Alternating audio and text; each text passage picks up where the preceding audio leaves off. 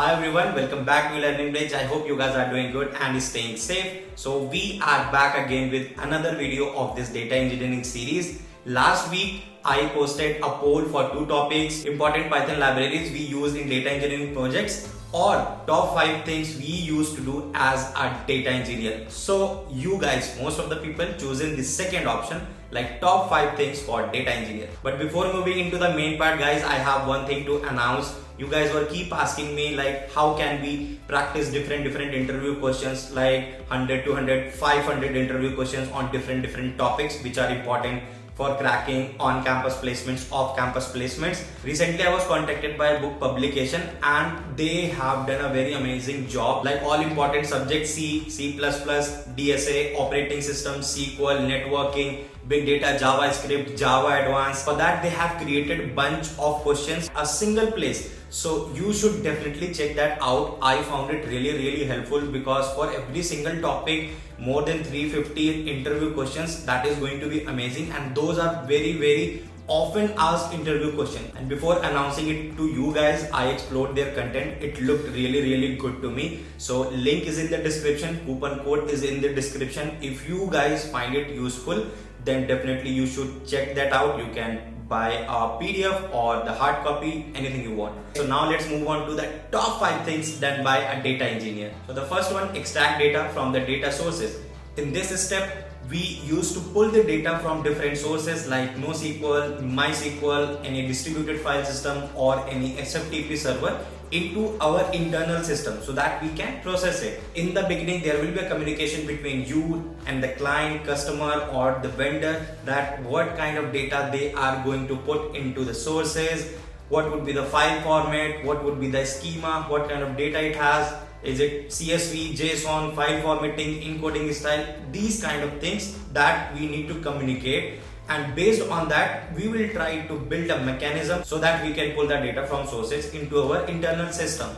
Now you guys might be thinking this would be the easiest task because everything is done. But no, it's not. This is the most complex part of the entire project because this analysis takes time. You create a mechanism, but those people, the customer, client or business user, they are not very technically smart, you can say, because sometimes they used to make mistakes while giving the sample files which we are going to pick and test the mechanism, like schema changes, column name changes. If there was any kind of integrity constraint on particular column, then null values, missing values, differentiation on encoding style, formatting style. So these kind of challenges we used to face in the beginning. So that's why guys, this is the most painful part of the entire pipeline building part, because there will be lots of back and forth between you and the client. Okay, this is the file format, this is incorrect, we are not able to access it. Files you sent earlier, those were incorrect format, we were able to access it, we were able to process it, but now there is a small schema change, values are missing, values are null, our pipeline is breaking. So that kind of back and forth definitely happens until we and client fix this thing and make a promise on a particular file formatting and structure. So that was the first step, analyzing the sample files, its structure, its data, and then build a mechanism to bring that data into our internal systems.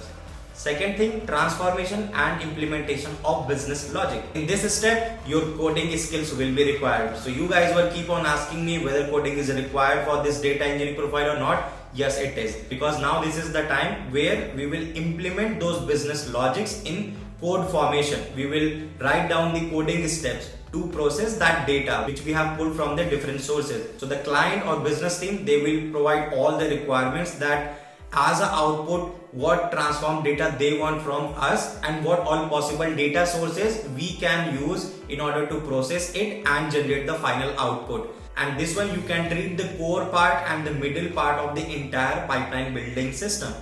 And here, not only writing the things or writing or implementing the business logic, we also need to think about the scalability and optimizations, because we are going to work on like petabytes of data, terabytes of data. You are not supposed to write any such steps in your application which is consuming more and more resources over the cluster. While writing any transformation step, we need to keep this thing in our mind that it has to be optimized. Let's say we are going to perform a join on two tables, then before that we should check whether data could be filtered or not. And even when we are joining the data sets, if let's say one table is small, one table is large, whether we can broadcast the smaller data set over the cluster so that it is easily accessible and less data shuffling is happening over the cluster.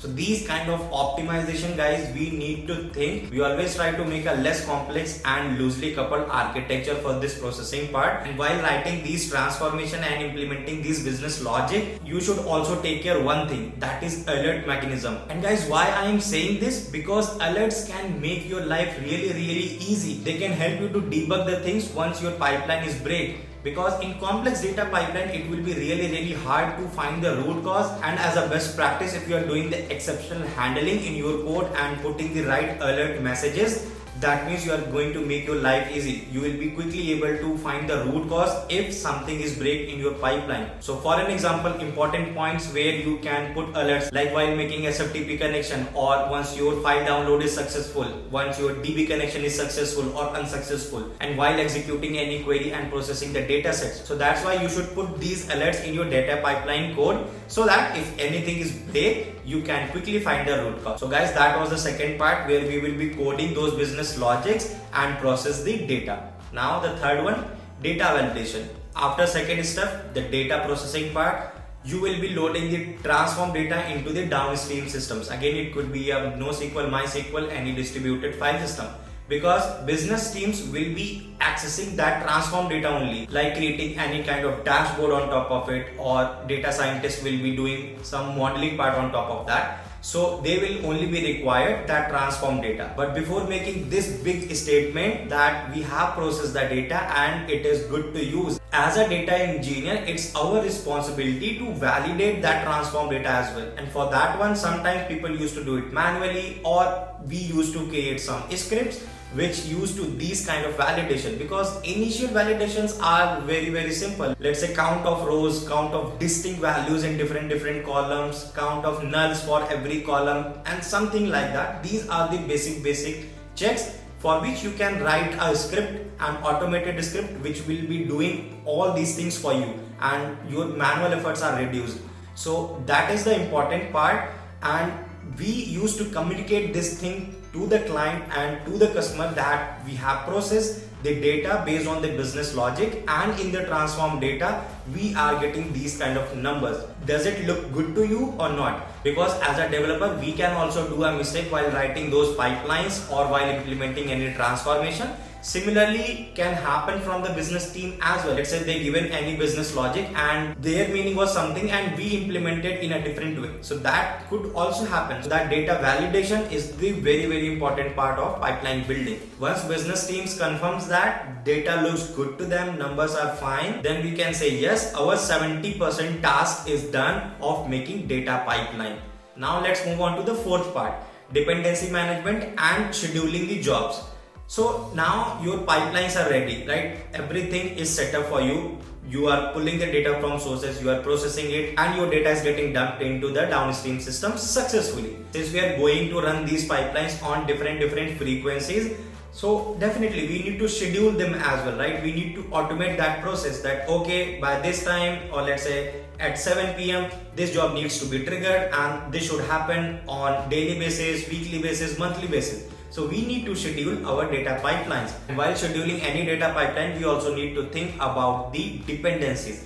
So I will take an example. Let's say you were supposed to create this final output and there were 7-8 data sets which were required in order to get that finalized output. There is one job which is processing the 3 data sets with different business logic, different implementation. And there is another job which is processing remaining 5 data sets with different business logics.